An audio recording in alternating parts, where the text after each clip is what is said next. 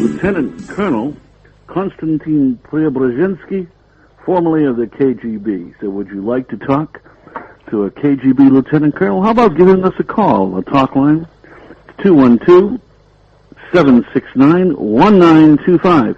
You're listening to the Loftus Report, and pretty soon we'll be archiving our shows on loftusreport.com, but you can often check there and find out about upcoming guests on our radio show. Next week, for example, we're going to have Rachel Ehrenfeld, a distinguished author who's been in a battle with some of the richest people in the world to protect her right of free speech.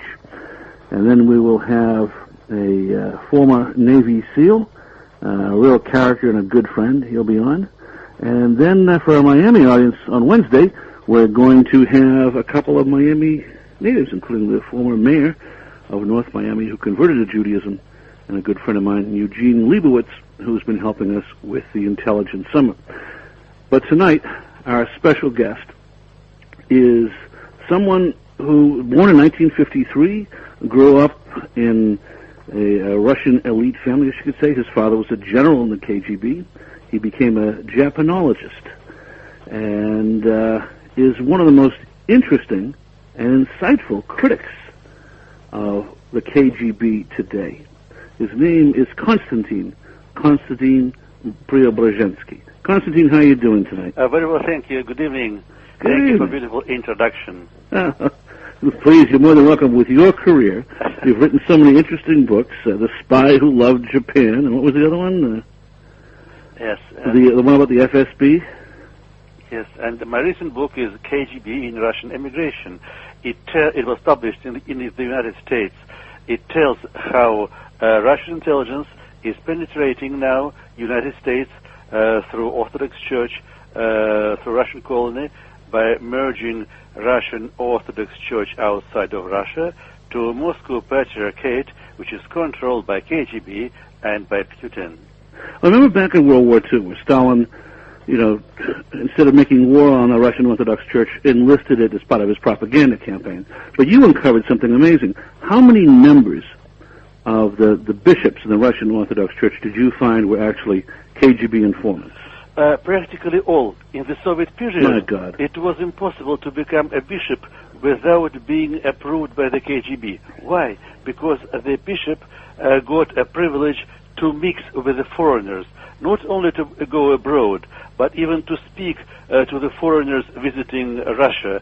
It was allowed only by the KGB. Every Russian citizen, every Soviet citizen who contacted a foreigner voluntarily was suspected of espionage. Oh, my God. So now by merging the heavily penetrated Russian branch of the Orthodox Church with the American, the worldwide branch, is this nothing more than Putin's plan to infiltrate the West? Yes, especially America.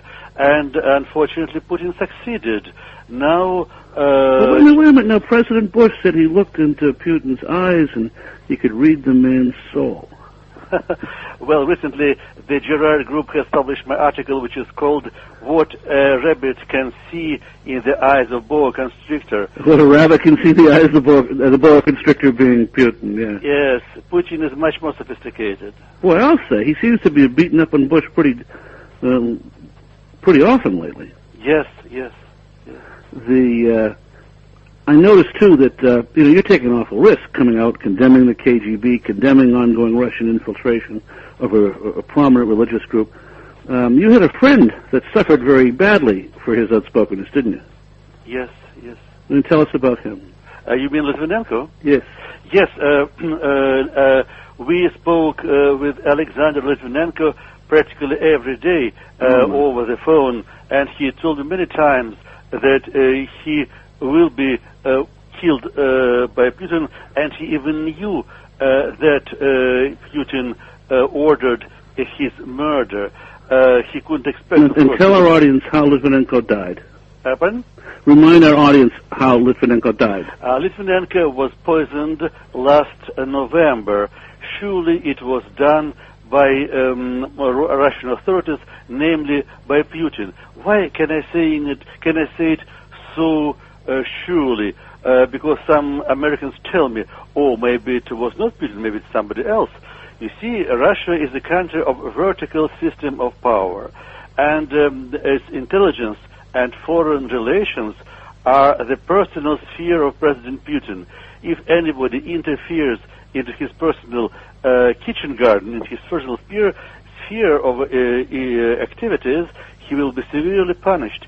Have you seen anybody being severely punished for murder of Litvinenko? No. It means, once again, that it was Putin who ordered this murder. It was the most unusual poison, too. Polonium is a very rare radioactive compound. It's often untraceable. People don't even think to look for it in an autopsy. It is from the Western point of view.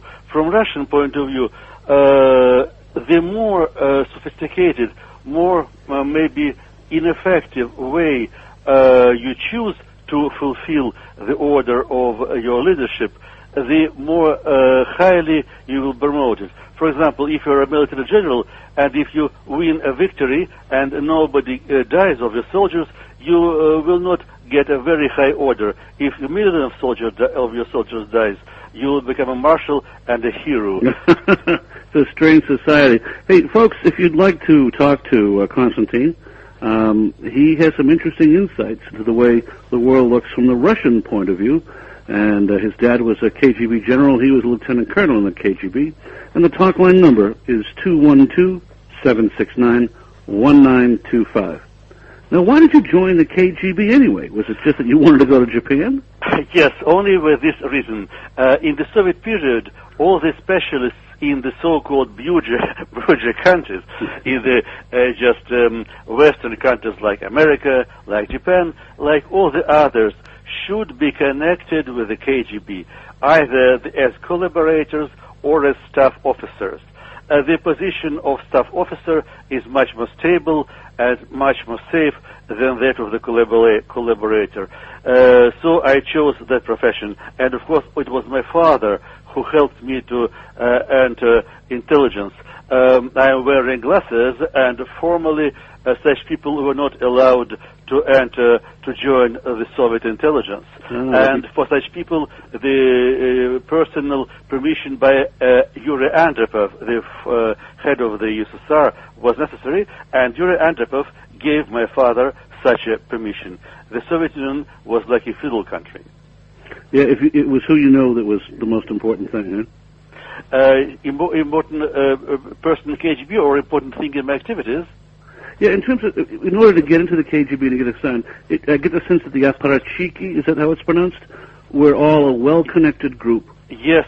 That dominated Moscow society. Yes, a lot of Americans think that Soviet Chiki, which means Extraordinary Commission, from which the current KGB has derived, is the same as the CIA or FBI or, for example, Central Intelligence Service or some other Western intelligence services.